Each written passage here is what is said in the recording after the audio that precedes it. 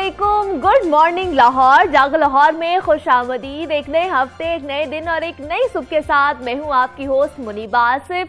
उम्मीद है कि आप सब लोग खैरियत से होंगे और भरपूर अंदाज में आप लोगों ने अपना वीकेंड भी गुजारा होगा, खूब हल्ला गुल्ला भी किया होगा। अपनी छुट्टी को ऐसे ही अंदाज में गुजारना कि आप फ्रेश हो जाएं और पूरे हफ्ते की जो थकन होती है और एंजाइटी होती है, डिप्रेशन दूर हो जाता है हमारे से, और बहुत ज़रूरी भी है। अगर आप वीकेंड पर खुद को रिलैक्स नहीं करते तो आपका आने वाला जो पूरा हफ्ता है ना, वो प्रोडक्टिव नहीं हो सकता। इसलिए कोशिश किया करें कि जब भी मौका मिले, छुट्टी मिले, खुद को रिलैक्स करें, इंजॉय करें, खूब फैमिली को भी वक्त दें और खुद को भी वक्त दें। तो आज के प्रोग्राम में बहुत ही ख़ास गुफ्तगू होने वाली, क्योंकि आज पाकिस्तान समेत दुनिया भर में आपको पता है ख़वातीन का आलमी दिन मनाया जा रहा है। और आज हम आपकी मुलाकात ऐसे ही मेहमानों से करवाने जा रहे हैं जो अज़्म, जुर्रत और बहादुरी का इस्तेदारा है।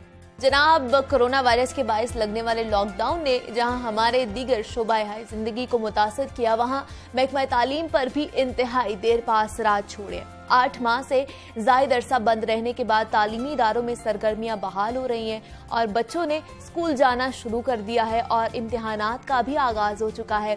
तालीमी इदारे बंद रहने और बाकायदा क्लासेस ना होने की वजह से आपको पता है कि इम्तिहानात बच्चों के लिए एक खौफ की अलामत बन गए हैं। बच्चों को काफ़ी मुश्किलात का सामना भी करना पड़ा है अब वापस जाकर, जिसकी वजह से उन्हें जहनी दबाव और डिप्रेशन का शिकार होने का खदशा भी सर उठाने लगा है। अच्छे नंबर्स, ग्रेड्स और मशहूर तालीमी इदारों में दाखिले की वजह से बच्चे अंदरूनी तौर पर बीमार होते चले जा रहे हैं। फिर यही कमजोरी मुख्तलिफ जिस्मानी बीमारियों की सूरत में बच्चों को भुगतनी पड़ती है। इम्तिहानात को खौफ किस किस्म के मसाइल पैदा कर सकते हैं और इसके असरात क्या मुरतब हो सकते हैं उन पर, और इससे कैसे हम बच सकते हैं, इस पर बात करेंगे। हमारे साथ मौजूद हैं हिना आयशा हैं जो साइकोलॉजिस्ट हैं। हिना, मैं आपको खुशामदीद कहती हूँ। जागो लाहौर में कैसी हैं आप? मैं बिल्कुल ठीक, आप कैसी हैं? मैं भी बिल्कुल ठीक ठाक। है ना, देख रहे हैं हम कंपटीशन का दौर है और बच्चों के ऊपर एक बहुत ही, एक कह दें कि एक बर्डन सा पड़ जाता है वालिदैन की तरफ से भी, मुआशरे की तरफ से भी, कि हमने अच्छे ग्रेड्स लेने हैं, नंबर्स अच्छे लेने हैं। तो वो किस तरह फिर इस चीज़ को टैकल करें, क्योंकि जहनी दबाव का शिकार हो जाते हैं बच्चे। एग्जैक्टली ये ऑब्वियस है। और अब तो उनका, क्योंकि क्लासेस भी जो थी वो ऑनलाइन थी और अब उनको इन पर्सन जाके एग्जाम्स देने हैं, तो वो भी एक डिफरेंट सिनेरियो है उनके लिए और वो बहुत ज़्यादा स्ट्रेसफुल है। लेकिन वो उसको मैनेज करना बहुत मुश्किल नहीं है। It's easy with their support system, जो कि सबसे पहले फैमिली होती है। ठीक है, अगर नहीं भी हो रहा, बहुत अच्छा परफॉर्म फर्स्ट टाइम में नहीं भी हो रहा, कोई मसला नहीं है, लेकिन एफर्ट अपनी पूरी करनी चाहिए। और पेरेंट्स जो हैं उनको, और जो स्कूल में जाना है वहाँ पे टीचर्स हैं, उनकी भी रिस्पॉन्सिबिलिटी है कि वो उनको गाइड करें कि आप पहले भी अगर अच्छा परफॉर्म करे थे, आप अब भी कर लेंगे। आपने पढ़ा तो है ही, ठीक है, ऐसा तो नहीं है कि आप बिल्कुल कट ऑफ रहे हैं एकेडमिक्स से। तो एक ये बना हुआ है, डर बना हुआ है कि पता नहीं क्या होगा क्या होगा। तो ये टीचर्स और पेरेंट्स को चाहिए कि उन्हें काम डाउन करें, मैनेज हो जाएगा। जब इतना कुछ हो गया है पीछे, मैनेज हो जाएगा। लेकिन अगर बच्चों की बात की जाए ना, तो उनके पे क्या असर पड़ते हैं इन सारी चीजों के, ये सारे प्रेशर्स के? एग्जैक्ट बच्चों पे जो इफेक्ट आ रहा होता है ना, वो सुन सुन के ही आ रहा है। अब बच्चे छोटे हैं, वो खुद इतना कॉम्प्रिहेंड नहीं कर पा रहे कि हमने अच्छे ग्रेड्स लेने हैं, क्यों लेने हैं। ये पेरेंट्स और टीचर्स ही उन्हें बता रहे हैं, ठीक है, कि आपने इसलिए लेने हैं, ये बनना है, ये करना है। तो अगर वही थोड़ा सा, कोई बात नहीं, 1 साल अगर थोड़ा लीनियंट भी हो जाएंगे, तो एक ये नहीं कि बिल्कुल ही हो जाए, थोड़ा सा अगर लीनियंट, क्योंकि एक बहुत लंबा गैप आया है, साल गुजर गया, मतलब मार्च आ गया दोबारा, लास्ट मार्च में लॉकडाउन लगा था। तो 1 साल में अगर थोड़ा एवरेज भी हो जाता है तो कोई मसला नहीं है, क्योंकि बच्चे बिल्कुल ही कट ऑफ हुए थे। अगर ऑनलाइन क्लासेस भी थी, लेकिन बच्चे उस तरह कंसंट्रेट नहीं कर पा रहे थे। और वो क्वालिटी ऑफ एजुकेशन भी नहीं था जो वैसे इन पर्सन क्लास में होता है। Online is very different. उस सबसे पहले तो ये समझने में ही उनको काफी एडजस्ट होने में टाइम लगा कि ये हम हो क्या रहा है। एग्जैक्टली, ये पढ़ना ऐसे, ये सारा कुछ बहुत डिफरेंट था। तो ये बच्चे सिर्फ सुन के ही वो प्रेशर ले रहे होते हैं, खुद उन पे कम प्रेशर होता है, क्योंकि खुद वो इतना नहीं आगे का सोच रहे होते हैं। बिल्कुल ऐसे ही तो वो पेरेंट्स और टीचर्स जो हैं वो उनको इतना फोर्स ना करें कि बस पहले की तरह ही परफॉर्म करना, क्योंकि कुछ भी पहले जैसा नहीं। बिल्कुल ऐसे ही है। और दूसरा ये कि हम देखते हैं कि पहले बच्चा 8 घंटे स्कूल में देकर आता है, उसके बाद फिर आते ही हम लोगों ने ट्यूशन भी जाना है, कारी साहब से भी पढ़ना है, लेकिन इस तरह के प्रेशर भी हमारे सर पर होने, हमने ग्रेड्स लेने हैं तो हमने ओवर टाइम भी पढ़ना है। तो फिर बच्चा अपने लिए वक्त कैसे निकालेगा, अपने ज़हनी नशोनुमा या अपने उन चीज़ों को किस तरह ठीक करेगा? ये सिचुएशन जो है ये काफी टफ हो गई है, क्योंकि अब हर चीज जो है ना वो अलग अलग हो रही है। स्कूल अलग है, ट्यूशन अलग है, कारी साहब आ रहे हैं वो अलग हैं, तो ये टाइम मैनेजमेंट जो है वो बहुत टफ हो गई है। अगेन बच्चे ने ये खुद नहीं करनी है, तो उसकी ज़हनी नशोनुमा को मुतासिर नहीं करेंगे? कर रही है, बिल्कुल कर रही है। बच्चे क्यों इतने अग्रेसिव हो रहे हैं? क्योंकि उनके पास कोई प्रॉपर आउटलेट नहीं है अपनी उस एनर्जी को चैनलाइज करने। वो फिर जब अंदर ही पेंट अप होती रहेगी, वो जब निकलेगी तो फिर वो कंस्ट्रक्टिव वे में नहीं निकल रही है। तो बच्चों की जो फिजिकल एक्टिविटी है या उनका जो मी टाइम है, अपने मतलब कुछ खेलना है, कुछ करना है अपनी मर्जी से, वो उनको कम से कम मिलता है। वो एंड पे होता है। ये सारा कुछ चेकलिस्ट पूरी हो जाएगी ना, फिर एंड पे जो बेशक 10 मिनट ही बचेंगे सिर्फ वो आपके हैं। तो ऐसा नहीं, उनकी भी जो ये प्ले टाइम है, जो भी लेयर टाइम है, वो उस प्रायोरिटी लिस्ट में वो भी मेन पे होना चाहिए। क्योंकि अगर वो मतलब उनका माइंड फ्रेश नहीं होगा तो वो आगे क्या करेंगे? कुछ भी नहीं है, बिल्कुल ऐसे ही है, घसीट रहे होंगे सारी चीजें। और वो फिर शायद परफॉर्म भी नहीं अच्छा कर पाएंगे, ना स्कूल में परफॉर्म अच्छा कर पाएंगे, ना अच्छे ग्रेड्स आएंगे। वो उनकी परफॉर्मेंस जो है ऑब्वियसली इससे जो है इफेक्ट होती है, और ज्यादा इफेक्ट होती है। कुछ बच्चे होते हैं उनका जो होता है कैलिबर वो जरा हाई इंटेलेक्चुअल लेवल पे होते हैं, वो फिर भी मैनेज कर लेते हैं। कुछ बच्चे जो होते हैं उनको थोड़ी सी एक्स्ट्रा एफर्ट चाहिए होती है, उनके लिए फिर ज्यादा मसला बन जाता है। बिल्कुल ऐसे ही है। हालांकि सिनेरियो में वो एक में चल रहे होते हैं, लेकिन everyone is different, every kid is different. तो वो फिर टीचर को लग रहा होता है अच्छा इसने भी तो कर लिया, इसने भी तो कर लिया। ये एक बहुत ज्यादा है कि अगर टीचर्स ये कहते हैं कि अच्छा ये आगे वाले बच्चे अगर कर रहे हैं तो फिर सारे कर सकते हैं। ऐसा नहीं होता।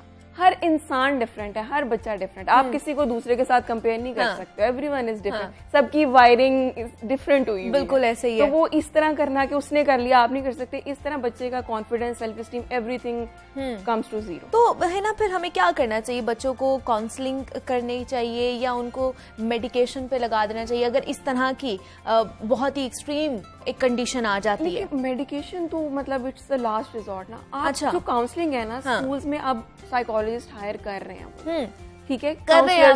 हाँ जी, बिल्कुल कर रहे हैं, काउंसलर्स हायर कर रहे हैं, ठीक है। इवन तो क्योंकि मुझे याद है हमारी दफा नहीं होते थे, हमारी दफा हमें कुट भी पड़ जाती थी ना, तो हमने किसी को नहीं बताना, ना हमने जाके घर बताना है, क्योंकि घर से भी जाके अम्मी अब्बू से मार पड़ी थी। तुम लोगों की गलती होगी। लेकिन अब हायर कर रहे हैं, इवन छोटे जो स्कूल हैं वो भी हायर कर रहे हैं, क्योंकि बच्चों को अब इसकी जरूरत है। क्योंकि घर पे कोई इशू चल रहा है, कोई भी क्लास में है, टीचर के पास इतना टाइम नहीं है कि वो 40 क्लास है, वो कैसे अटेंड, 40 मिनट्स है उसके पास, वो कैसे अटेंड करेगी? तो फिर उसके लिए साइकोलॉजिस्ट जो है वो जरूरी है, क्योंकि वो फिर ऐसा कोई अगर बच्चे के साथ कोई इशू आ रहा है, कोई मसला आ रहा है, तो वो उसको जो है ना वो रेफर कर दें कि वो उसको डील कर लेगी या कर लेगा। तो that would be better for the student और टीचर के लिए भी, क्योंकि उनके लिए भी इजी हो जाएगा मैनेज। और दूसरा ये कि है ना, हम लोग बच्चों से ना एक कह ले कि गैर हकीकी उम्मीदें बांध देते हैं कि आप लोगों ने फर्स्ट ही आना है, आपने सेकंड नहीं आना, आपने थर्ड नहीं आना, या आपके फर्स्ट आएंगे तो आप घर में रह सकते हैं, ऐसा कुछ कर सकते हैं। मतलब इस तरह की उम्मीदें बांध लेते हैं, और ये बिल्कुल ही जो है ना वो गलत बात है। बहुत गलत बात है। पेरेंट्स ना ये समझते हैं कि अगर फलां के बच्चे ने फर्स्ट पोजीशन ले ली है ना, तो तुमने क्यों नहीं ली? वो फलां का बच्चा है, बिल्कुल, वो उसके घर का हर चीज, जेनेटिक्स, हर चीज उसकी डिफरेंट है। तो आपका बच्चा जितना कर रहा है, आप पेरेंट्स आपसे ज्यादा उसके पोटेंशियल का किसी को नहीं पता। बिल्कुल ऐसे ही है। तो अगर वो अपने पोटेंशियल के अकॉर्डिंग परफॉर्म कर रहा है, दैट्स वेल एंड गुड। आप उसे प्रेशराइज करेंगे, वो उतना भी नहीं कर सकेगा। फिर आप क्या करेंगे? फिर आप ये कहेंगे कि ये कुछ नहीं कर रहा। तो जब इस तरह की चीजें होती हैं ना, तो फिर बच्चे किस कंडीशन में चले जाते हैं? डिप्रेशन, वो एंजाइटी, ये थोड़ा बाद में आता है। सबसे पहले कंफ्यूजन होती है, उन्हें नहीं पता होता हमने क्या करना है। ठीक है, क्या करेंगे तो पेरेंट्स खुश होंगे, क्या करेंगे तो टीचर्स खुश होंगे। ये जो कंफ्यूजन होती है ना, फिर ये जो है आगे जाके इरिटेशन, फिर ये एग्रेशन और एंजाइटी, फिर ये सारी चीजें आगे वो एक चेन चल पड़े। ठीक है, तो ये जो इनिशियल कंफ्यूजन है ना, इसको ही क्लियर पेरेंट्स को करना चाहिए। मैं बार बार पेरेंट्स का इसलिए कह रही हूँ, सबके कहते हैं कि पेरेंट्स के सारा, क्योंकि obviously you gave birth to them. बिल्कुल, आप उन्हें दुनिया में लाया। बेसिक जो स्टार्ट के ईयर्स है ना, वो आपकी रिस्पॉन्सिबिलिटी, वो किसी ने आके नहीं करना है, बच्चा खुद नहीं कर सकता है, तो वो आपने करना है। और आप अगर उसको इजीली, कामली करेंगे, आपके लिए भी इजी होगा, आपके बच्चे के लिए भी। चीजें फोर्स करेंगे तो सब कुछ खराब। तो अगर देखा जाए है ना कि बच्चे पे प्रेशर आ रहा है, घर से भी आ रहा है, बाहर से भी आ रहा है, स्कूल से भी आ रहा है कि आपने टॉप करना है, और हमें फिर कैसे पता चले कि बच्चा एंजाइटी का शिकार हो रहा है या डिप्रेशन का शिकार हो रहा है? कोई सिम्टम्स हो या कोई निशानियां होती हैं उनकी? एग्जैक्टली होती हैं। अब अगर एंजाइटी है बच्चे को हो रही है, एंजाइटी के मेन सिम्टम्स होते हैं कि हर चीज़ आपके लिए ओवरवेलमिंग हो जाती है, ठीक है, कि ये कैसे करना है, कि नींद नहीं आ रही होती है, आपको भूख नहीं लग रही होती है, फिजिकल सिम्टम्स, फिजियोलॉजिकल सिम्टम्स आने लग जाते हैं, आपकी हार्ट बीट के, स्वेटिंग के, ठीक है, तो ये चीज़ें बच्चों में आने लग जाती हैं। ये लेकिन बहुत सवेयर लेवल पे जाके होता है। बच्चे जो होते हैं ना, उनका जो सिस्टम होता है ना, वो इस तरह डिज़ाइन होता है कि वो चीज़ों को एब्जॉर्ब करते रहते हैं, उनका इम्यून सिस्टम स्ट्रांग होता है, ठीक है, लेकिन एक ब्रेकिंग पॉइंट सबका होता है, ठीक है, वो जब आता है ना, फिर ऐसे सिम्टम्स आने लग जाते हैं। और मोस्टली बच्चे अपनी फीलिंग्स को जो चैनलाइज करते हैं ना, या तो वो बिल्कुल ही बंद हो जाते हैं, बिल्कुल, या वो फिर बहुत एग्रेसिव होते हैं। तो उनकी ये जो भी उनका इमोशनल टर्मोइल होता है ना, ये इन दो जो है ना सूरतों में एक्सप्रेस होता है। और दूसरा है ना, हमने इस तरह के केसेस भी देखे हैं कि बहुत ही एक्सट्रीम पर चले जाते हैं कि खुद को मारने की नौबत तक आ जाती है उनकी, कि वो इतने डिस्टर्ब हो जाते हैं। वो फिर यही होता है ना, कौन उन्हें डिस्टर्ब कर रहा है? कोई बाहर से आके तो उन्हें कुछ नहीं कह रहा, कि या वो कुछ देख देख के तो ये नहीं करे कि हमने कहना। जब आपका करीबी जो बिल्कुल जो आपकी सपोर्ट होती है ना, ठीक है, जो आपकी इमोशनल सपोर्ट होती है, जब वही आपको ये कह रही है you are not enough, you are not doing enough, फिर उन्होंने यही कहना है कि हम जब कुछ कर ही नहीं रहे तो फिर हमारे रहने का फायदा। और पेरेंट्स को ये चेक एंड बैलेंस रखना चाहिए कि हमारा बच्चा क्या कर रहा है, क्या सोच रहा है। अगर हम उसे कुछ कह भी रहे हैं, थोड़ी सी डांट जरूरी होती है बच्चों के लिए, तो पेरेंट्स को ये देखना चाहिए कि वो थोड़ी ही हो, बिल्कुल ही ना, क्योंकि उनके अब दो बहन भाई भी डिफरेंट हो, बिल्कुल ऐसे ही है। हाँ। तो वो एक के लिए वो डांट कुछ नहीं होगी, दूसरे के लिए वो बहुत कुछ होगी। बेशक ऐसे तो ही है। वो ये भी उनको थोड़ा तो किस तरह वालिदैन को किस तरह करना चाहिए, क्या क्या वो किस तरह स्केड्यूल अपना बनाए बच्चों के हिसाब से कि उनको उतनी तवज्जो भी दी जाए और जो वो चाह रहे हैं वैसा भी हो जाए? सबसे पहले तो ऑब्वियसली एकेडमिक्स फर्स्ट प्रायोरिटी होती है। आप उनका वो टाइम रखें कि आपने इस टाइम में पढ़ना है, ठीक है, लेकिन उसका रिवॉर्ड भी है आपके पास। अगर आप ये कर लेंगे, ये पढ़ लेंगे बिल्कुल ठीक से, तो फिर आपको ये भी मिलेगा जो उनकी कोई भी फेवरेट एक्टिविटी, कोई गेम हो सकती है, कोई आउटिंग हो सकती है, कुछ भी, कोई आउटडोर एक्टिविटी हो सकती है, ताकि उन्हें पता हो कि अगर हम ये इतना कर रहे हैं तो आगे इसके हमें कोई रिवॉर्ड भी मिल रहा है। और वो क्लियर करें, एक एम्बिग्युइटी ना छोड़ें कि अच्छा ये करोगे ना फिर हम देखते हैं कुछ कर क्लियर। एक बच्चे के दिमाग में जब एक गोल होता है ना, अच्छा ये कर लूंगा ना, अगला स्टेप ये है, तो उसकी वो सारी एनर्जी चेंज हो जाती है। तो पेरेंट्स को ना ये क्लैरिटी रखनी चाहिए। अगर वो किसी बात पे उनको पनिश भी कर रहे हैं, ठीक है, आइदर पॉजिटिवली कर रहे हैं, नेगेटिवली कर रहे हैं, वो भी उनको क्लियर करना चाहिए कि ये आपने काम किया था, ये ठीक नहीं है, that's why I am doing it. बच्चे को पता हो कि ये मेरे साथ क्यों हुआ है, वरना ये सब कुछ चल रहा होता है कि खुद ही समझ लेंगे, इट्स ऑलरेडी अंडरस्टूड। ऐसा नहीं होता, बच्चों को बताना होता है एग्जैक्टली, ताकि उन्हें पता हो कि दोबारा ये नहीं करना, ये करेंगे तो ये होगा। एग्जैक्ट, तो फिर ये करना चाहिए। तो ये करना चाहिए। और दूसरा, हम लोग आजकल देख रहे हैं कि कोरोना की वजह से हमारी जितनी भी आउटडोर एक्टिविटीज थी वो सारी खत्म हो गई हुई थी, बच्चे भी बाहर जाकर नहीं खेल पा रहे थे, घर में गैजेट्स का बहुत ज्यादा इस्तेमाल हो रहा था। उसके बारे में क्या कहेंगी? वो कितना हम लोगों के या बच्चों के जो जहनी तनाव और डिप्रेशन का शिकार उसकी वजह से कितना हो रहे हैं? ये जो साल गुजरा है ना, ये बहुत टफ था। बेशक पेरेंटिंग इसमें बहुत टफ थी, क्योंकि सारा टाइम बच्चे घर पे, अच्छा, और वो गैजेट्स के साथ, स्क्रीन टाइम का कोई पता नहीं है, पूरा पूरा दिन भी देख रहे हैं, क्योंकि करने को कुछ और था नहीं। पेरेंट्स ने भी कहना था कि कहीं तो बिजी होंगे, तो ये थोड़ा इशू आया है। अब इसको सेटल होने में टाइम लगेगा कि वो स्क्रीन टाइम जो इतना ज्यादा था अब कम करना है, कैसे करना है। तो वो जब बच्चे किसी और एक्टिविटी में एंगेज होते हैं ना, और उसमें फिर वो मैनेज हो जाएगा। क्या ये गैजेट्स की वजह से भी हमारा गुस्सा जो है बच्चों में, क्योंकि आजकल बच्चों में बहुत गुस्सा है, बहुत जिद्दी हो गए हुए हैं, मैंने ये कह सकती हूँ मैं, कि जब तक उनकी बात नहीं मानी उन्होंने लेट लेट के रोना शुरू कर देना है कि जब तक उनकी बात नहीं मानी जा रही उन्होंने नहीं उठना। तो क्या गैजेट्स की वजह से भी ये चीजें हो रही हैं? क्योंकि गैजेट्स पे बच्चे क्या कर रहे हैं, कार्टून्स देख रहे हैं, वीडियो गेम्स खेल रहे हैं, बहुत एग्रेशन है, ठीक है। और वो अब मैं यही कह रही हूँ कि उनको वो बाहर एक्सप्रेस करने का अपनी एनर्जी मौका नहीं मिला, क्योंकि सब बंद थे, और वैसे भी कम मिलता है, बाहर सेफ नहीं है, हालात ठीक नहीं है, कहाँ लेके जाएं, टाइम नहीं है पेरेंट्स के पास, बहुत से फैक्टर्स आ जाते हैं। वो अगर देख रहे हैं, एक तो उनका स्क्रीन टाइम लिमिटेड, अब क्योंकि स्कूल ओपन हो गया, वो लिमिटेड होना चाहिए। उन्हें पता हो कि इतनी से यहाँ से यहाँ तक हमने देखना है, और उसके बाद उनको कोई फिजिकल एक्टिविटी जरूर करनी चाहिए। कोई भी हो, कोई जंपिंग कैसल हो, कोई बाहर ग्राउंड में हो, कहीं भी हो, बच्चों के अंदर बहुत एनर्जी होती है, बहुत, आपने देखा नहीं, कभी थकते नहीं है, बिल्कुल ऐसे ही वो है, कभी नहीं थकते, बिल्कुल थकते नहीं है, लेकिन पढ़ाई से थक जाते हैं, ये कह सकते हैं कि पढ़ाई से थक जाते हैं। दूसरा ये कि हमें किस तरह बच्चों को बताना चाहिए, टाइम मैनेजमेंट के हवाले से उनको किस तरह हमें सिखाना चाहिए, क्योंकि ये बहुत ज्यादा जरूरी है। ये जो बिहेवियर मॉडिफिकेशन होती है ना, ये रिवॉर्ड पे, पनिशमेंट पे बेस कर रही है। अगर आप उनसे क्लियर करेंगे, बैठ के उनसे बात करें कि आप ये करोगे, उसका रिवॉर्ड ये है, अगर आपने कुछ उल्टा काम किया उसकी पनिशमेंट ये है। वो पनिशमेंट ये नहीं है कि आप उन्हें मारें या कुछ भी करें, पर जो पॉजिटिव पनिशमेंट होती है, आप उनकी कोई पसंद की चीज उनसे ले लेते हैं, ठीक है, कि ये अब आपको ये टॉय है या कुछ, ये आपको ये नहीं मिलेगा क्योंकि आपने ये गलत किया। जरूरी नहीं है कि आप उन्हें मारो या कुछ करो, टाइम आउट ही दो।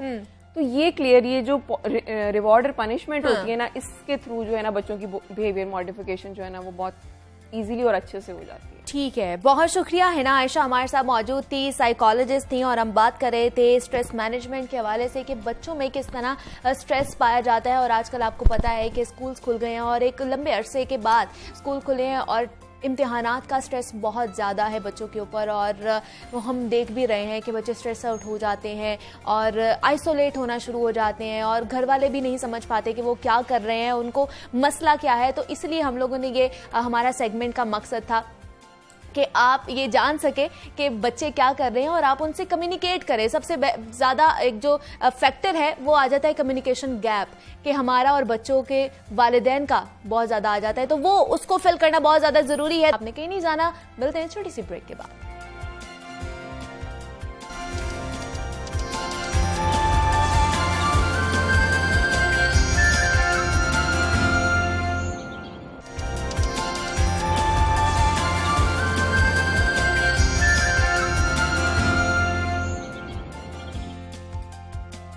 Welcome back to Jaago Lahore and a very good morning to you all. नाजरीन, आज हम बिलखसूस बात कर रहे हैं वुमेन्स डे के हवाले से, और आपने लाजमी सुना ही होगा कि वजूदे ज़न से है तस्वीर कायनात में रंग, और हकीकत भी यही है कि कुदरत ने औरत को बेपनाह सलाहियतों से नवाजा है। अगर वो अपनी इन सलाहियतों का दुरुस्त इस्तेमाल करे तो बड़े से बड़ा पहाड़ सर कर सकती है। औरत कई रूप में हमारे सामने होती है और हर रूप में उसने अपना किरदार बाखूबी निभाया। अगर वो माँ है तो अपने बच्चों के लिए जन्नत है, वो उनकी तालीम और तरबियत पर भरपूर तवज्जो देकर उन्हें काबिल इंसान बनाती है। औरत अगर बेटी के रूप में है तो रहमत है, जो अपने माँ बाप की खिदमत करती है और उनका सहारा भी बनती है। अगर बीवी के रूप में है औरत तो जिंदगी भर अपने शौहर का साथ निभाती है और हर सुख दुख में उसका साथ देती है और हर ऊंच नीच में कदम से कदम मिलाकर चलती है। गरज ये कि औरत का हर रूप मिसाली है। औरत की लाजवाल कुर्बानियों पर खिराज तहसीन पेश करने और मुआशरे में उन्हें जायज मकाम और मर्दों के बराबर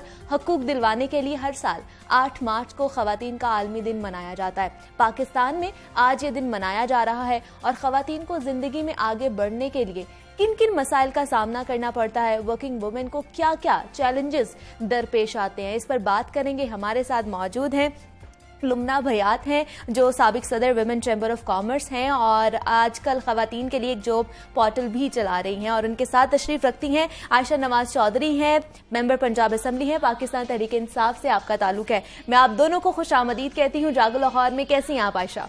मैं बिल्कुल ठीक थी, thank you so much. Lubna, आप कैसी हैं? जी बिल्कुल ठीक ठाक हूँ। आपको ख़वातीन का आलमी दिन मुबारक, और हमारे नाज़रीन को भी ख़वातीन का आलमी दिन मुबारक। बहुत बहुत शुक्रिया, और आप दोनों को भी मुबारक हो। तो सबसे पहले तो मुझे बताइए, आपसे ही शुरू करती हूँ लुबना, कि आज जैसे वुमेन्स डे हम मना रहे हैं, तो क्या लगता है आपको वुमेन्स डे क्यों हमें मनाना चाहिए, ख़ुसूसन औरतों के लिए? देखिए जी, बहुत ज़रूरी है, बिकॉज हम समझते हैं कि हमारी सिर्फ ख़वातीन की जो है रिप्रेजेंटेशन जॉब मार्केट में या वैसे भी जो है इकोनॉमी में भी बहुत कम है पाकिस्तान में। बट इनफैक्ट अगर आप स्टैटिस्टिक्स देखते हैं तो पूरी दुनिया में ही हम लोग जो है वो थोड़ा सा रिप्रेजेंटेशन हमारी कम है। बिल्कुल। तो जॉब पे जब जाते हैं, इवन जापान में भी जो है वो जो तनख्वाहें हैं वो मर्दों के बराबर नहीं है। बिल्कुल। तो लिहाजा मेरा ख्याल है कि this is a wake up call for the world. It started about 100 years ago।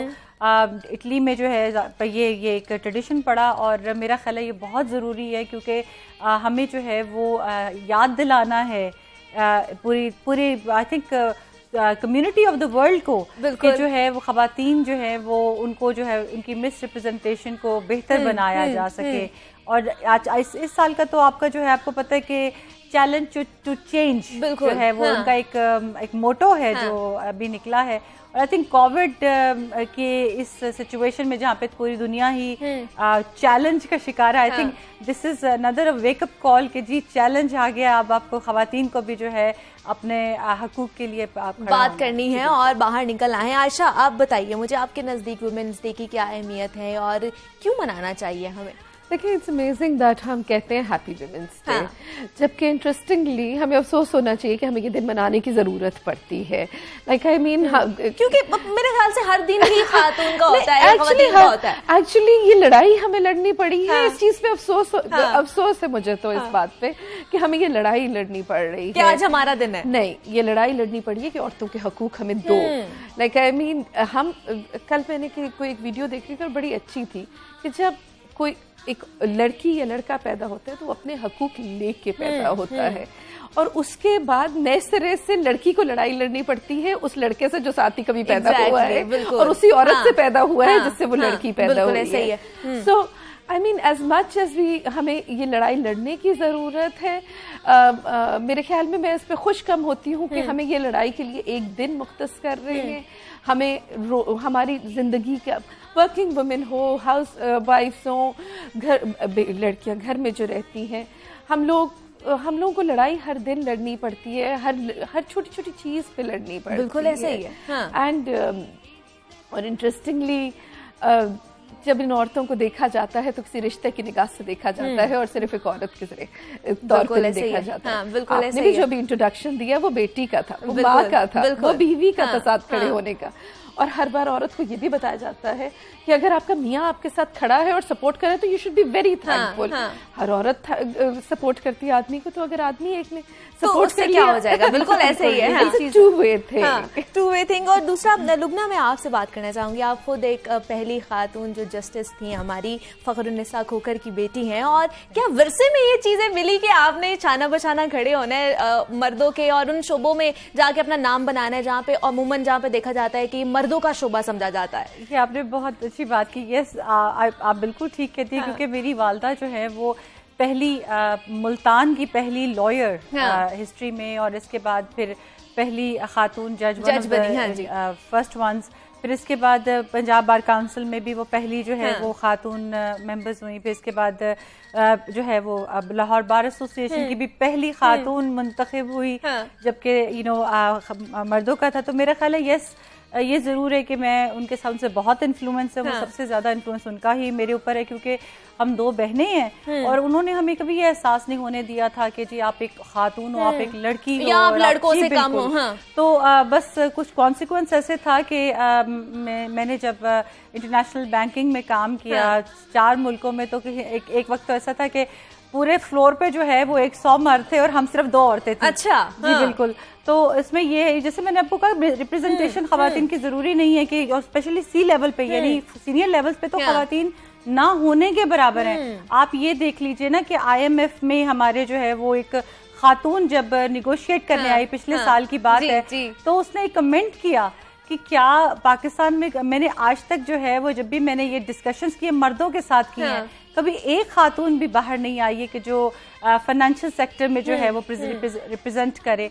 I think कि अभी टाइम आ गया है कि हम जो है वो खवातीन को जो है वो सी लेवल्स पे जो है ना वो हम उनको जो है जिम्मेदारी दीजिए दें। आपने जो है वो, इट इज वेरी इंपॉर्टेंट उनको कहें कि वो उठकर बाहर आए और अपने हकूक के बारे में जाने। इसके अलावा जब आप देखिए कि वर्ल्ड इकोनॉमिक फोरम में पाकिस्तान में खवातीन का जो जॉब मार्केट है उसमें हिस्सा 15 से 20% है। आप सोचें कि हमने 50% ऑफ अपनी आबादी को बिल्कुल आइडल किया हुआ है, तो ऐसे मुल्क कैसे तरक्की कर सकता है? इट इज वेरी इंपॉर्टेंट कि हम jobs opportunities, equal job opportunities create करें, हम अपने जो माशरे के टैबूज हैं वो ख़त्म करें। और ये दिन इसीलिए ही है, जैसे आपने कहा कि हमें मनाना पड़ता है, अफसोस हो रहा है, बट थैंक गॉड कि ये दिन है, ये दिन मना रहे हैं हम। और अब मेरे ख्याल से बहुत से लोगों को पता चल गया है कि हम लोगों के क्या हुकूक हैं।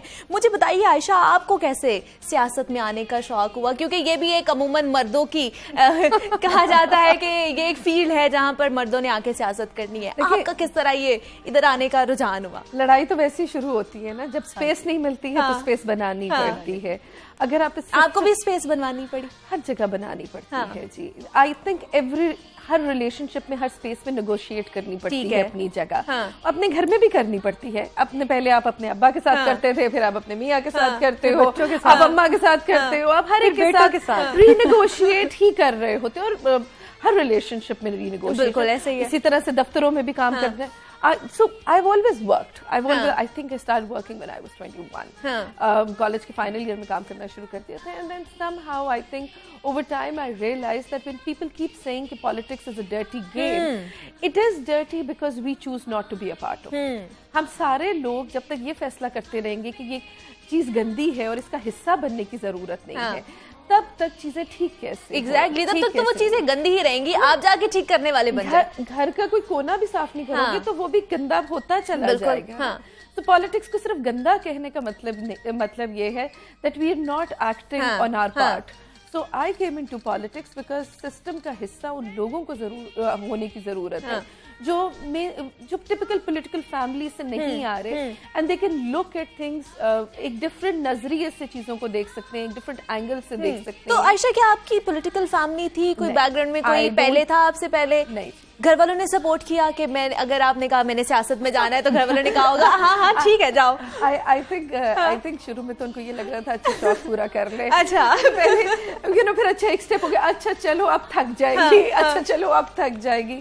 But I think I really disappointed them, थकी नहीं। अच्छा, आपने सबको डिसअपॉइंट कर दिया कि नहीं मैं थकूंगी नहीं। तो पॉलिटिक्स या कोई भी काम जब तक आपको घर से, इट्स नॉट, आदमी को भी घर से मार पड़ रही हो ना तो वो नहीं काम कर पाता। बिल्कुल ऐसे ही है। तो औरत को भी, और पॉलिटिक्स में औरत जिधर आपने हर दिन आदमियों से लड़ाई लड़नी है, इट इज वेरी इंपॉर्टेंट कि घर जाके आपको एक्सप्लेन ना करना पड़े कि ये आपने लड़ाई। घर वालों का एक बहुत मेरे ख्याल से इम्पोर्टेंट रोल होता है कि वो आपको पीछे सपोर्ट कर रहे हैं, वो चाहे कोई भी फील्ड हो, वो चाहे आप मीडिया में बैठे हुए हो, आप सियासत में बैठे हुए या आप अपना बिजनेस कर रहे हैं, वो हर जगह आपको सपोर्ट चाहिए होती है। तो मुझे लुबना आप बताइए, आप खुद इस बिजनेस वुमेन है, तो कितना इम्पोर्टेंट है या कितनी मुश्किल होती है कि एक बिजनेस वुमेन को अपना मकाम बनाते हुए? जी बहुत ज्यादा मुश्किल होती है। It's a struggle, it's a constant fight, मैं आपको कहूंगी, क्योंकि मुझे नहीं लगता कि हमें मर्दों के साथ फाइट करना है। क्योंकि मर्द जो है, मर्द और औरत बहुत ही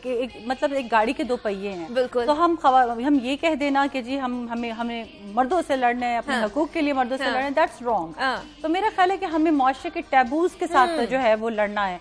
हमें मुआशरे ने जो एक ट्रेडिशनल आ रहा है कि जी खातून जो है वो सिर्फ डॉक्टर बन सकती है, इंजीनियर नहीं बन सकती है, और वो कुछ और नहीं कर सकती है, उसको ये चीज है वो चीज है।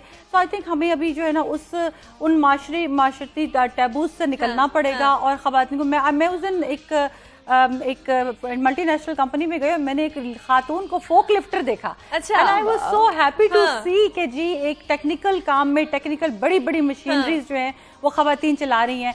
अब मैं आपसे ये सवाल करती हूँ, जिस मुल्क में एक खातून जहाज चला सकती है, बेशक, तो उसको एक ऐसे ही है। मोटरसाइकिल चलाने में, एक साइकिल चलाने में, एक रिक्शा चलाने में, एक बस चलाने में कौन रोक सकता है? बिल्कुल कोई भी नहीं रोक सकता। और सबसे बड़ी बात जो यहाँ पे जॉब्स के बारे में जो मैं आपको जरूरी कहूंगी कि जो सबसे बड़ा इशू आता है वो ट्रांसपोर्ट का आता है। तो हमारी बहुत सारी बच्चियां हैं जो कि टॉपर्स होती हैं यूनिवर्सिटीज में, लेकिन वो जो है क्योंकि उनके ट्रांसपोर्ट का इशू होता है और तो वो काम नहीं कर सकती या एक्सपीरियंस नहीं ले सकती हैं, तो फिर उनको जॉब्स नहीं अच्छी मिलती हैं। तो वाइस वर्सा। तो मेरा ख्याल है कि अभी आपके इस प्रोग्राम की तवसत से मैं ये तो जरूर कहूंगी, ये पैगाम जरूर पहुंचाऊंगी कि अगर एक मर्द मोटरसाइकिल चला सकता है तो एक औरत भी चला सकती है। प्लीज आप अपनी बच्चियों पे ट्रस्ट कीजिए, आप जो है और उनको बाहर निकालिए, आप उनको जो है वो ये ट्रांसपोर्ट का उनका मसला हल कीजिए, ताकि खातून ना सिर्फ आपके अपने जो है घर के बजट में हिस्सा डाल सके। कोविड का जमाना है, रिसेशन हो रहा है, महंगाई बढ़ रही है। हम महंगाई का रोना रोते हैं, लेकिन आप ये देखें ना कि हाँ एक बेचारा मर्द होता है, उसके ऊपर 5 लोग होते हैं खाने वाले, या कभी कभार 15 लोग होते हैं। तो खवातीन पढ़ी लिखी हैं, आपकी बीवियां बेटियां जो है वो पढ़ी लिखी हैं, आप उनको जो है वो घर में बिठा देते हैं लोग, घर में बिठा देते हैं। इतनी एजुकेटेड आयशा लड़कियां होती हैं और खवातीन होती हैं जिनको शादी से पहले या शादी के बाद उनको घर में बिठा दिया जाता है, उनको काम नहीं करने दिया जाता। डर है जी, डर। किस चीज का डर है? मुझे आप बताइए। एक्चुअली देखिए, एक बात तो मैं लुबना से एग्री करूंगी कि मेरे ख्याल में a lot of times the bigger problem, बहुत बड़ी प्रॉब्लम जो होती है वो ट्रांसपोर्ट होती है। एक बाप की या भाई की या माँ की मर्जी से ज्यादा ट्रांसपोर्ट का इशू होता है। जब एक बच्ची को पढ़ाना होता है तो फैसला एडमिशन का नहीं होता, फैसला ये होता है छड्डे का कौन लाएगा कौन, लाएगा कौन, ठीक है। वो नौकरी करने लगती है तो वो पहले भाई की या किसी और की मिन्नत करती है कि मुझे पिक कर लोगे, मुझे ड्रॉप कर लोगे, मैं अपनी कई दफा वैसे कई दफा ये भी छोटे भाई हों तो कई दफा ये भी हो जाता है कि अच्छा चलो मैं तनख्वाह दे दूंगी, मुझे पिक ड्रॉप कर लेना, मुझे नौकरी कर लेने तो।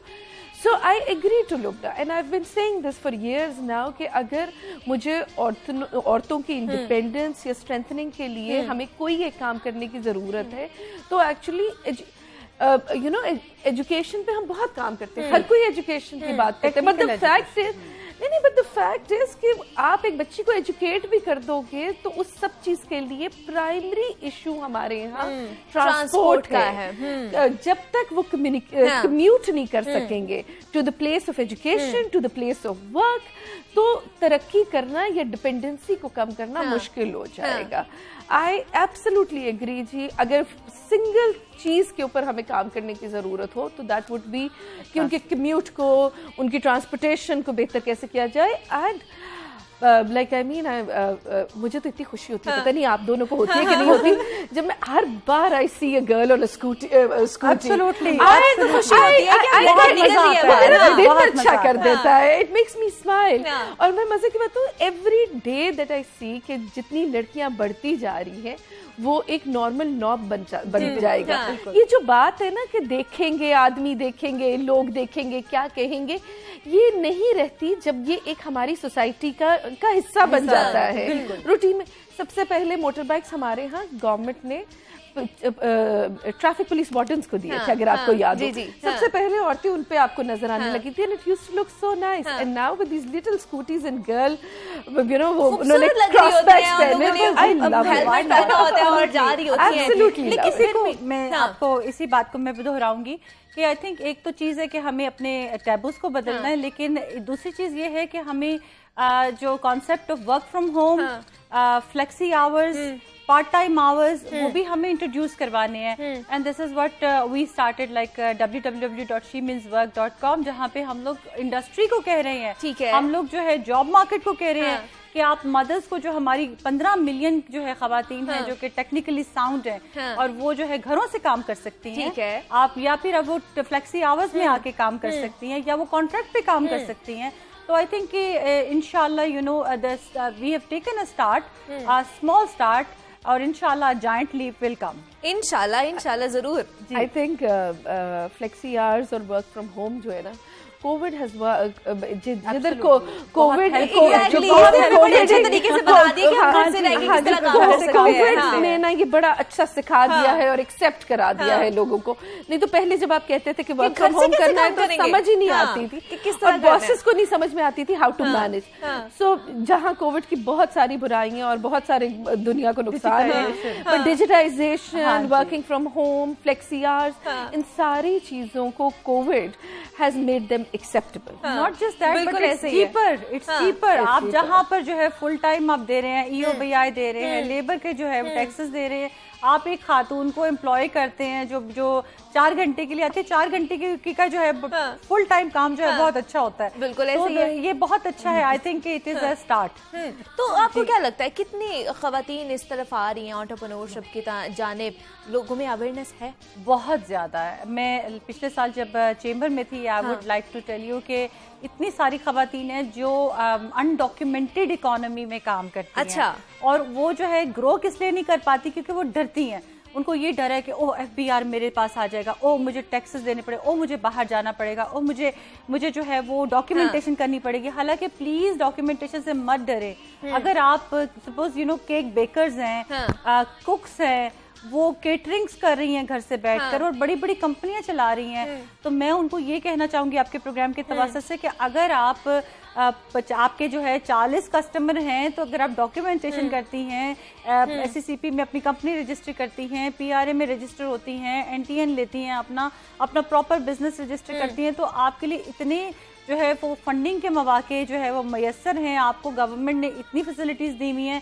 स्टेट बैंक ऑफ पाकिस्तान ने 1.5 मिलियन का जो है नॉन कोलैटरल लोन अनाउंस किया हुआ है, ठीक जो है, खवातीन के लिए है, जो कि एंटरप्रेन्योर्स बनना चाहती हैं, जो काम शुरू करना चाहती हैं, काम कर रही हैं। तो लेकिन सिर्फ ये है कि वो इस किस्म की स्कीम से जो है मुस्तफीद इसलिए नहीं हो सकती कि वो डॉक्यूमेंटेशन की तरफ नहीं आती हैं। तो I would definitely you know, और बहुत अच्छा है कि अगर आप डॉक्यूमेंटेशन करेंगी हमारे मुल्क के स्टैटिस्टिक्स बेहतर होंगे, हमारे दुनिया में हमारे मुल्क का इमेज बेहतर होगा। आप ना सिर्फ जो है आपको टैक्स उस वक्त पड़ेगा ना जब आप टैक्स ब्रैकेट में आएंगी। बिल्कुल ऐसे ही आपके है। छोटे बिजनेसेस हैं, आप टैक्स ब्रैकेट में आती ही नहीं है। दूसरा अल्लाह करे कि आपका बिजनेस इतना बड़ा हो कि आप टैक्स ब्रैकेट में आए। इंशाल्लाह इस चीज से ना डरे। इंशाल्लाह। सही कहा मैं आप दोनों का बहुत ज्यादा शुक्रिया अदा करती हूँ कि आप दोनों यहाँ पर आई और हमें ये अपनी इस पूरी स्टोरी से हम लोगों को बताया कि किस तरह जो खवातीन हैं वो मर्दों के शाना बशाना खड़े होकर काम कर रही हैं और अपनी अपनी फील्ड में इस वक्त छक्के छुड़वा रही है, ये कह सकते हैं। हमारे साथ आयशा नवाज चौधरी मौजूद थी और उनके साथ लुबना बयात थी।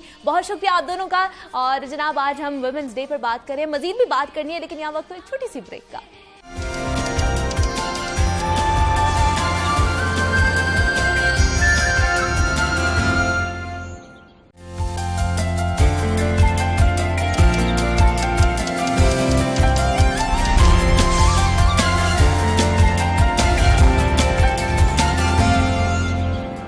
अस्सलामुअलैकुम, गुड मॉर्निंग लाहौर। जागो लाहौर में खुश आमदीद। एक नए हफ्ते, एक नए दिन और एक नई सुबह के साथ मैं हूं आपकी होस्ट मुनीबा आसिफ।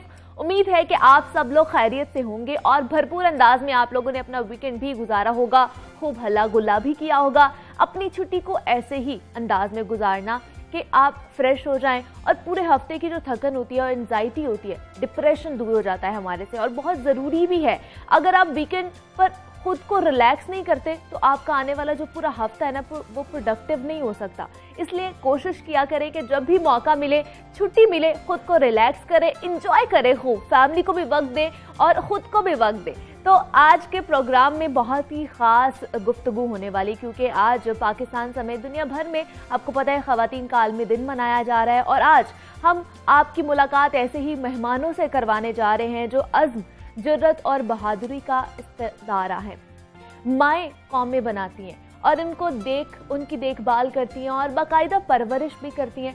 माँ घर की वो हस्ती होती है जो पूरे घर को समेट कर रखती है। किसी को भी कोई भी तकलीफ हो तो माँ को उस वक्त तक सुकून नहीं मिलता जब तक घर का वो फर्द तंदुरुस्त ना हो जाए। अगर मैं अपनी बात करूं, मैं खुद इतनी बड़ी हो चुकी हूं कि मैं आपके सामने बैठी हुई, लेकिन फिर भी अपना ख्याल खुद रख सकती हूं। लेकिन अभी भी मुझे कुछ हो जाए, कोई तकलीफ हो जाए, यहाँ तक कि अगर मेरा सर भी दर्द हो जाए तो मेरी जो माँ है वो तब तक नहीं सुकून से सोती जब तक मैं ठीक ना हो जाऊं और उनके सामने बैठकर वो उसी तरह हंसी खुशी खेल रही हूँ, क्योंकि माँ के लिए तो बच्चा छोटा ही रहता है। तो ये सिर्फ हर माँ में मौजूद होती है, लेकिन हम देखते हैं कि पूरे घर का ख्याल रखने वाली इस हस्ती का इतना ख्याल नहीं रखा जाता, उनकी सेहत की इस तरह परवाह नहीं की जाती।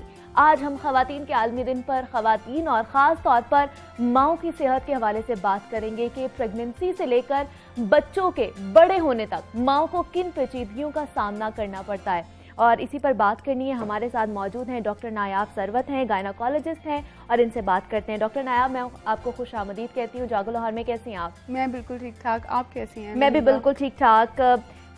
आज वुमेन्स डे है डॉक्टर नायाब, क्या आप कहेंगी वुमेन्स डे का क्या मतलब है आपके ख्याल में और किस तरह सेलिब्रेट करती हैं आप?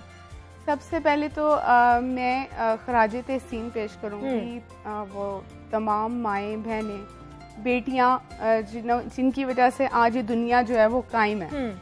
अगर वो ना होती तो शायद आज हम भी ना होते। बेशक ऐसे ही है। ठीक है, तो वुमेन डे जो है इसको ख़ास तौर पर वुमेनहुड को की वजह से, इसका मकसद जो है उसको सेलिब्रेट करने की वजह से ये मनाया जाता है और उन तमाम ख़वातीन का शुक्रिया अदा करने के लिए जो है ये दिन मनाया जाता है। और ख़ास तौर पे इस दिन को मनाने की जो एक बड़ी वजह जो मुझे लगता है कि ऐसा है, तो इसमें ख़वातीन को उनकी सेहत की तरफ जो है वो तवज्जो दिलाने के लिए भी ये दिन जो है ना बिल्कुल ऐसे ही है। तो किस तरह अपनी सेहत को हमें बरकरार रखना चाहिए, क्योंकि अगर माँओं की बात की जाए तो माएँ तो सब घर वालों का ख्याल रखती हैं, वो चाहे छोटे से लेके बड़ा तक हो, लेकिन उनका अपनी सेहत के हवाले से इतना ख्याल नहीं रखा जाता। तो उन्हें किस तरह अपनी सेहत का ख्याल रखना चाहिए? जैसा कि आपने पहले कहा है कि बच्चा जो है, कोई भी उस माँ जो है उसका बहुत ज़्यादा ख्याल रखती है, और बहुत उसको अगर वो बीमार पड़ जाता है तो वो परेशान हो जाती हैं।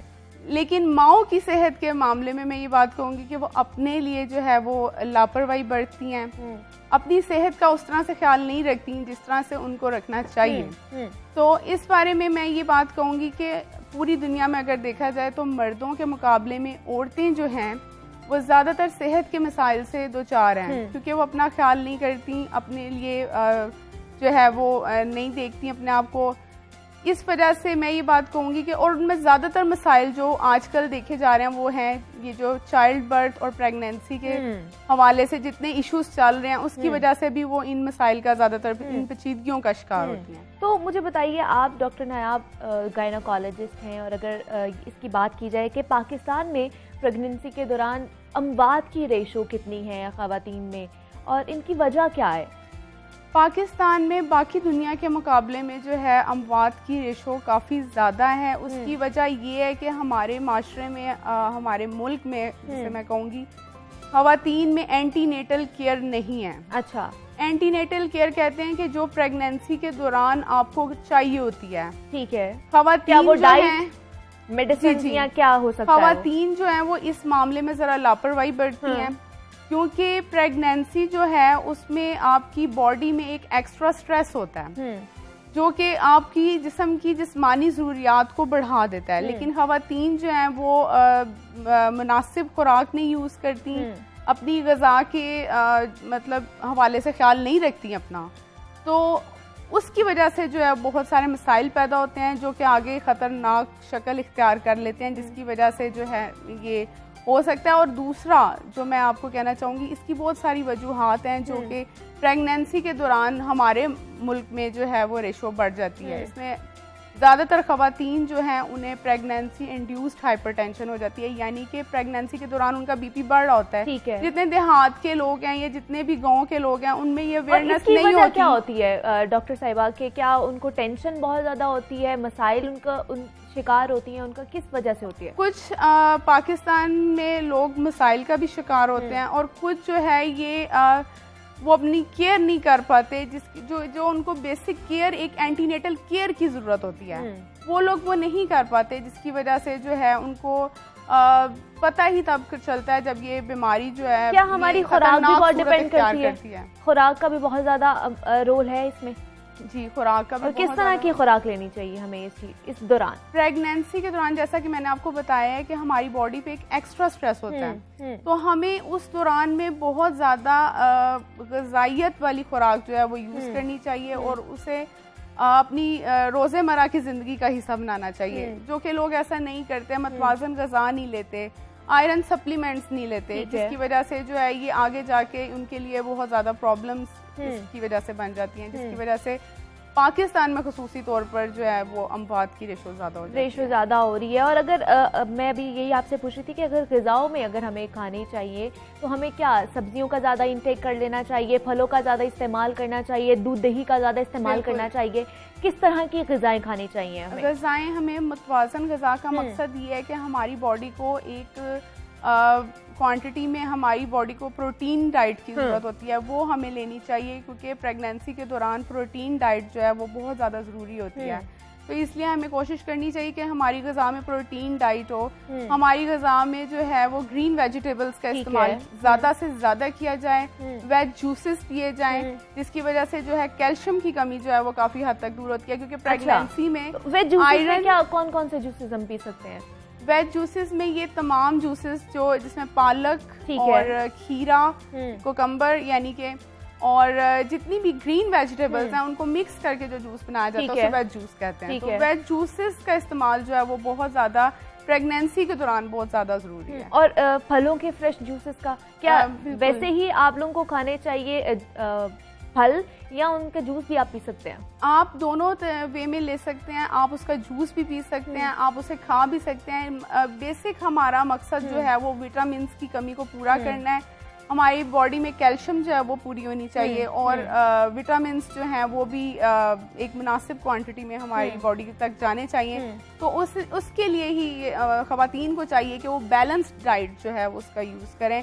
उसमें योगर्ट आ जाता है, उसमें एग आ जाता है, उसमें मीट आ जाता है, उसमें ग्रीन वेजिटेबल्स आ जाती हैं, ये सब चीज़ें आती हैं। ये सब चीज़ें एक बैलेंस डाइट का हिस्सा है, इस वजह से ये सारी चीज़ें जो हैं इसमें यूज़ करनी चाहिए। बिल्कुल ऐसे ही है। और डॉक्टर नायाब, हम एक रिसर्च के मुताबिक पढ़ रहे थे कि पोल्यूशन की वजह से पाकिस्तान में जो हमला ख़वातीन है उन्हें अबॉर्शन करवाने का बहुत ज़्यादा सामना करना पड़ा है। इसका हल क्या है और किस तरह ख़वातीन इस हवाले से अपनी सेहत का ख्याल रख सकती हैं? जैसा कि मैंने आपको पहले कहा है कि प्रेगनेंसी के दौरान जो है आपको एक्स्ट्रा केयर की भी ज़रूरत होती है। और जब आप पोल्यूशन में बाहर निकलते हैं तो ये टेराटोजेनिक अफेक्ट होते हैं। बेसिकली आप पॉइजनस गैसेस और केमिकल्स आपकी बॉडी के अंदर जाते हैं, फीटस को हार्म करते हैं, इसे टेराटोजेनिक अफेक्ट कहते हैं। इसकी वजह से जो है अबॉर्शन होने के चांसेस जो है ना वो बढ़ जाते हैं।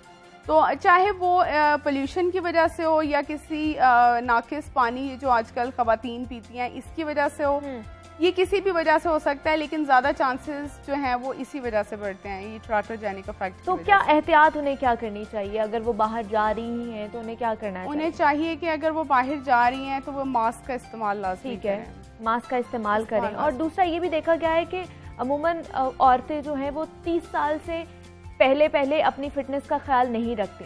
30 साल के बाद उनको ख्याल आता है कि हमने अपनी फिटनेस का ख्याल रखना है, हमने अपनी सेहत का ख्याल रखना है, लेकिन तब तक उनकी जो वो कहले निचोड़ जो होता है वो तो ख़त्म हो चुका होता है। तो सबसे पहले तो इस मामले में मैं ये कहना चाहूँगी कि ख़वातीन को अर्ली एज से ही चाहिए कि वो अपनी डाइट जो है उसको अच्छा रखें और बैलेंस्ड रखें। वर्कआउट करें, एक्सरसाइज करें, ये उनके लिए, उनकी हेल्थ के लिए बहुत अच्छी चीज़ है। लेकिन आफ्टर 30 इयर्स कुछ एक्स्ट्रा चीज़ें होती हैं जो कि बॉडी नीड करती है, जिसमें कैल्शियम आ जाती है। सबसे पहले कैल्शियम सप्लीमेंट्स का इस्तेमाल लाजमी करें। आफ्टर 30 इयर्स उनको बहुत ज़्यादा उनकी बॉडी को कैल्शियम की ज़रूरत होती है। ठीक है, क्योंकि 30 इयर्स के बाद कैल्शियम जो है वो बॉडी से ख़त्म होना शुरू हो जाती है, जिसकी वजह से ऑस्टियोप्रोसिस का मसला जो है वो शुरू हो जाता है। और ख़वातीन जो पाकिस्तान की ख़वातीन हैं इनमें ये ऑस्टियोप्रोसिस का मसला जो है वो बहुत ज़्यादा पाया जाता है। फिर लेकिन उनमें ये अवेयरनेस नहीं होती कि हमने कैल्शियम के सप्लीमेंट्स यूज करने हैं, वो आती और डॉक्टर नायाब जो ख़वातीन खुद सप्लीमेंट्स, वो चाहे कैल्शियम के हो, आयरन के हो, जो खुद ही सेल्फ मेडिकेशन करके सप्लीमेंट्स यूज कर लेते हैं, क्या करने चाहिए वो?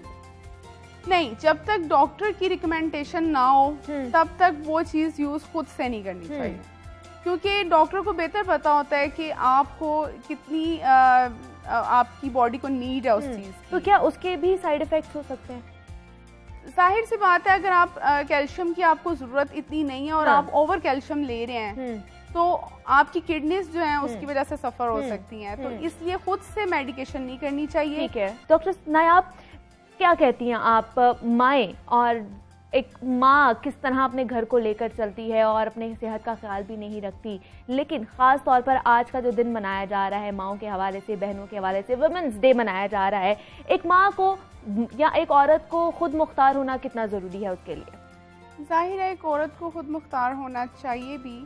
मैं इस चीज़ को समझती हूँ कि अगर आज पाकिस्तान थोड़ा सा बाकी ममालिक से पीछे है तो उसकी मेन वजूहात में सबसे बड़ी वजह ये है कि यहाँ पे औरत इंडिपेंडेंट नहीं है। अच्छा, वो हर चीज़ जो है वो दूसरे पे डिपेंड करती है, तो ये चीज़ जो है ये ठीक नहीं है और उसे खुद मुख्तार होना चाहिए।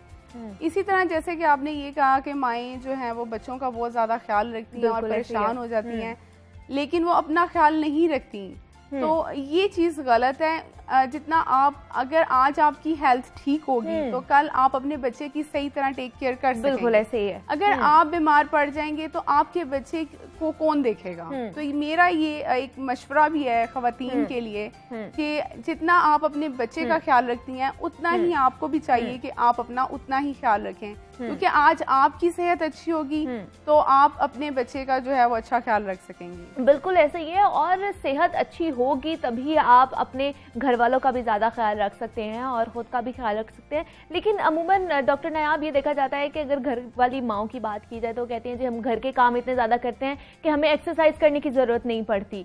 तो क्या आप इससे मुत्तफिक हैं? आप क्या कहती हैं कि क्या हमें फिट रहने के लिए एक्सरसाइज करनी चाहिए? जी, मैं इस बात से मुत्तफिक नहीं करती। अगर उनका ये कॉन्सेप्ट है कि हम अगर घर के काम कर लेते हैं तो हमें मज़ीद वर्कआउट की ज़रूरत नहीं है, तो ये चीज़ गलत है। आपकी बॉडी को हर इंसान की बॉडी को जो है वर्कआउट की ज़रूरत होती है, और 30 मिनट मैं यही सब मशवरा देना चाहूँगी सब ख़वातीन को कि 30 मिनट जो है उन्हें एक्सरसाइज करनी चाहिए, उन्हें वॉक करनी चाहिए, जो कि आपकी जो है आपकी बॉडी की जो है रिक्वायरमेंट है। बिल्कुल ऐसे ही है, बिल्कुल है। ऐसे ही है। जब आप दूसरों का ख्याल रखते हैं तो खुद का ख्याल रखना बहुत ही ज़्यादा ज़रूरी है। डॉक्टर नायाब सरवत हमारे साथ मौजूद थी, गायनेकोलॉजिस्ट थी। डॉक्टर नायाब, बहुत शुक्रिया आपका कि आपने हमें वक्त दिया और यहाँ पर आई हैं। और आज हम बिलखसूस वुमेंस डे पर बात कर रहे हैं, और वुमेंस डे पर हम हर उस औरत की बात कर रहे हैं जो अपने आपको या अपनी ज़ात को पीछे रखकर बाकी सबके बारे में सोच रहे हैं। लेकिन आज हम उन्हें कहेंगे और उन्हें झंझोड़ेंगे कि नहीं, आपने अपना भी ख्याल रखना है। और ख़ास तौर पर जो माएँ हमें देख रही हैं घर में बैठ के, उनको हम कहना चाहते हैं कि आप बाकियों का तो ख्याल रख ही रहे हैं, लेकिन खुद का ख्याल रखना बहुत ही ज़्यादा ज़रूरी है।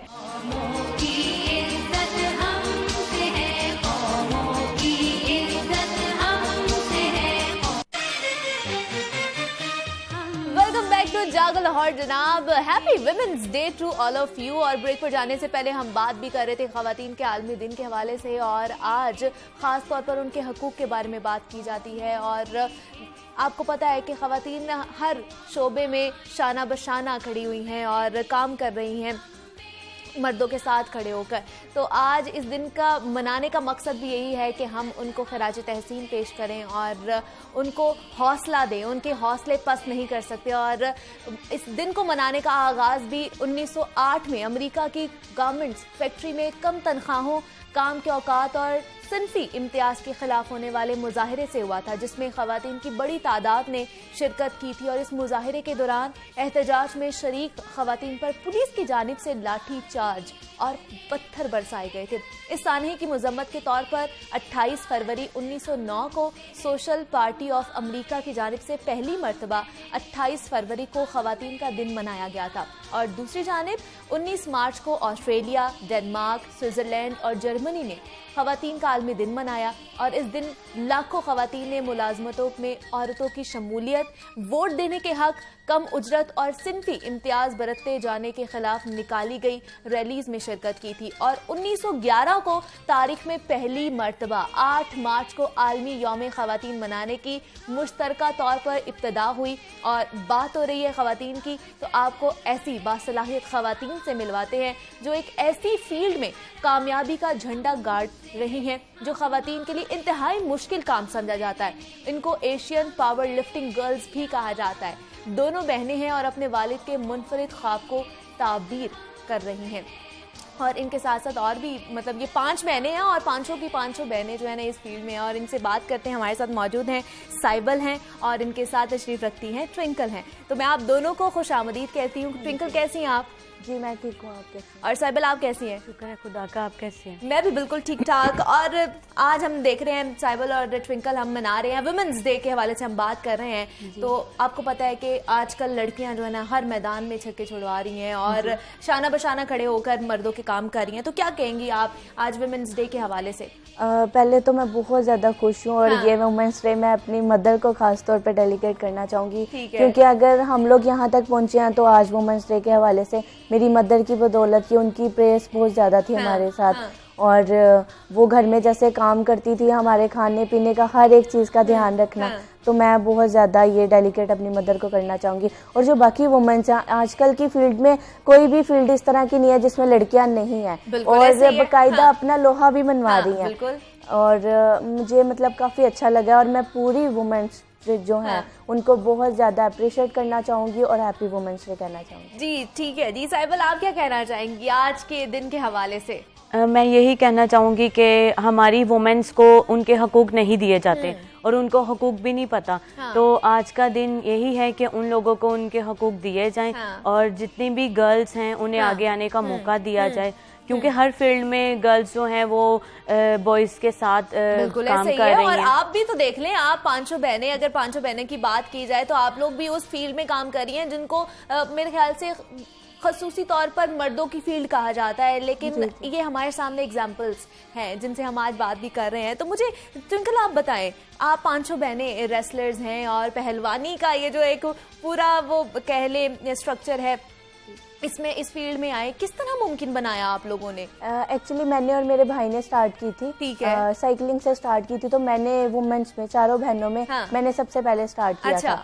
तो मैं जब मैं कबड्डी भी साथ खेलती हूँ, वेट लिफ्टिंग, कबड्डी और पावर लिफ्टिंग। मैंने कबड्डी का टूर किया तो मेरे खानदान वालों को बहुत ज़्यादा मतलब अच्छा फील हुआ और उनमें ये मतलब जज्बा पैदा हुआ कि हाँ जी, हमने अपनी वुमेन्स को अच्छी फील्ड में लेके आए। और ये ख्वाब जो पावर लिफ्टिंग और वेट लिफ्टिंग का था, ये मेरे वालिद साहब का था।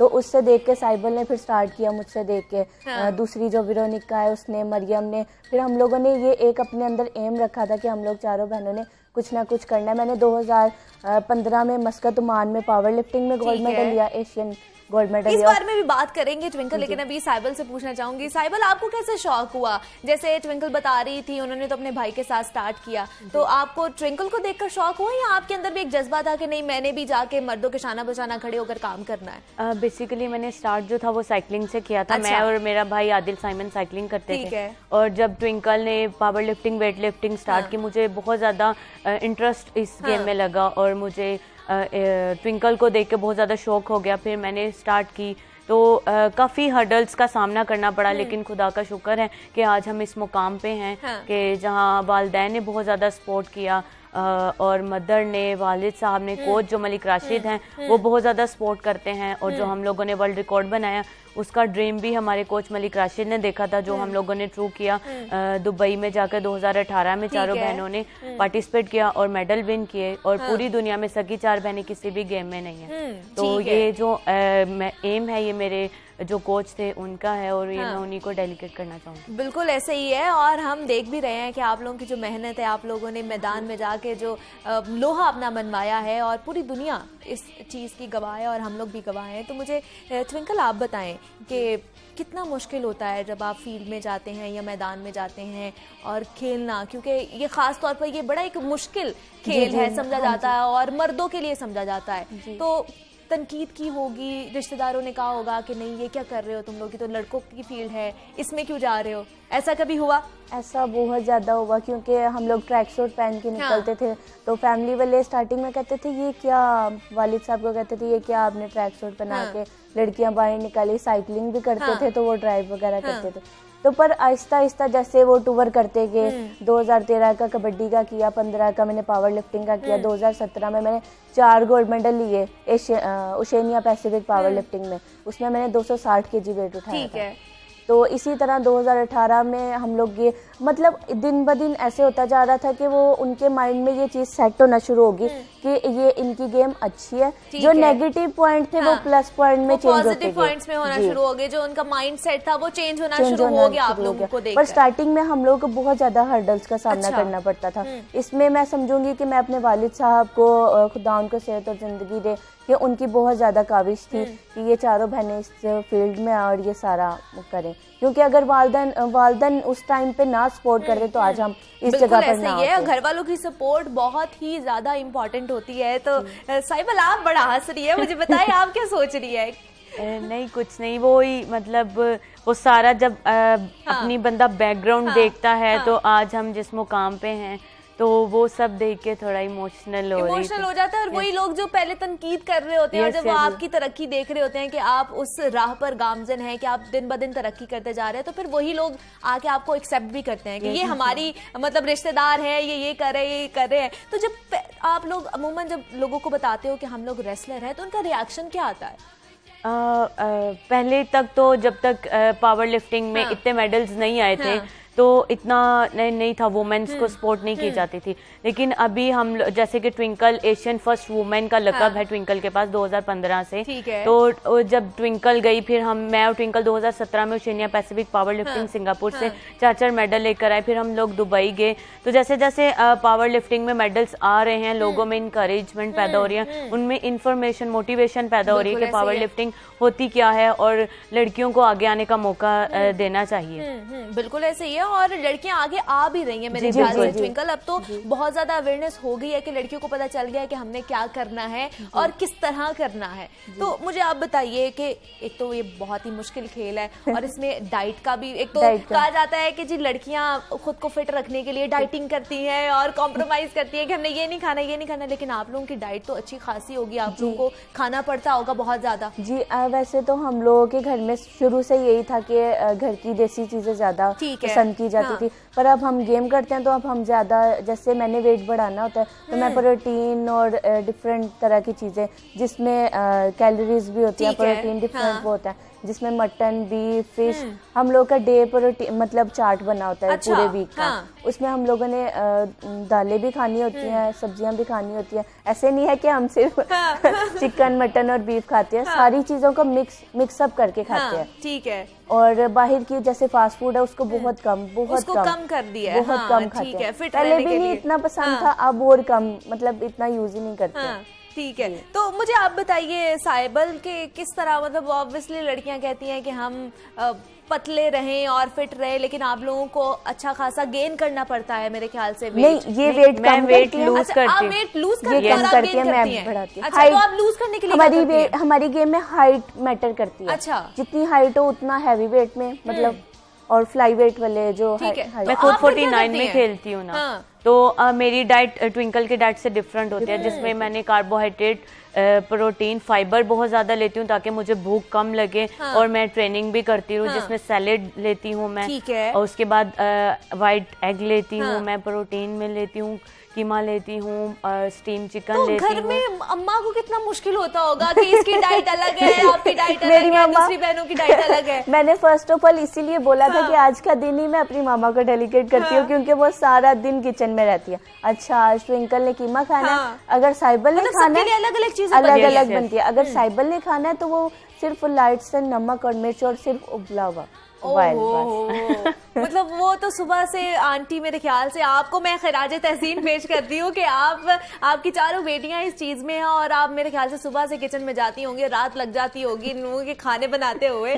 तो फिर आज का दिन जैसे हम कह रहे हैं कि वो खवातीन के हवाले से ज्यादातर हम लोग मना रहे हैं, तो आपको क्या लगता है कि अगर देखा जाए तो खवातीन इस अपने मकाम को हासिल करने के लिए कितनी उनको मुश्किलात का सामना करना पड़ता है, या कितनी उनको जिद्दोजहद करनी पड़ती है? मैं तो ये समझती हूँ कि जैसे हम लोगों की बहुत अलग गेम है, इसी तरह हर फील्ड अलग है, उसमें हर लड़कियों को बहुत ज़्यादा स्ट्रगल करनी पड़ती है। पर मैं इसी के साथ एक बात ऐड करूँगी, सिर्फ हमारी हुकूमत है जो लड़कियों को अप्रिशिएट भी कर सकती है और डाउन भी कर सकती है। तो इसीलिए मैं यही अपील करूँगी कि हमारी जो हुकूमत है वो वुमेन्स के लिए ज़्यादा से ज़्यादा जो उनके हकूक़ हैं वो पूरे करे। और जैसे हम लोग पावर लिफ्टिंग में हम लोगों को ज़्यादा से ज़्यादा जो स्पोर्ट्स के हवाले से उनको ज़्यादा अपलिफ्ट किया जाए, क्योंकि हम लोगों को इतनी इंकरेजमेंट नहीं मिलती। आपको पता है स्पोर्ट्समैन के लिए उसकी जितनी उसकी हार्ट बीट होती है, जितनी उसकी इंकरेजमेंट और जितना उसको अप्रिशिएट किया जाएगा। बिल्कुल, और उनमें एक मोटिवेशन आ जाती है कि हम आगे जब बढ़ेंगे तो इससे ज्यादा अच्छे तरीके से परफॉर्म करेंगे। तो जनाब, आज हम मना रहे थे वुमेन्स डे, और बड़े ही अच्छे हमारे साथ गेस्ट थे, और अभी जो गेस्ट थी हमारे साथ ट्विंकल थी और हमारे साथ साइबल मौजूद थी, और इनसे हम बात कर रहे थे। दोनों बहनें रेसलर थी और पाकिस्तान का नाम रोशन करी, अपना नाम रोशन करी, अपनी फैमिली का नाम रोशन करी हैं। और हमारा आज का जो शो था वो मनाने का भी मकसद ये था कि हम जितनी भी ख़वातीन हैं जो मैं देख रही हैं, हम उन्हें खिराज तहसीन पेश कर सके, क्योंकि आज के दौर में ख़वातीन शाना बशाना खड़े होकर मर्दों के काम कर रही हैं। तो जनाब, मेरी तरफ से आप सबको वुमेन्स डे मुबारक हो, और मुझे इजाज़त दीजिए। अल्लाह हाफ़िज़।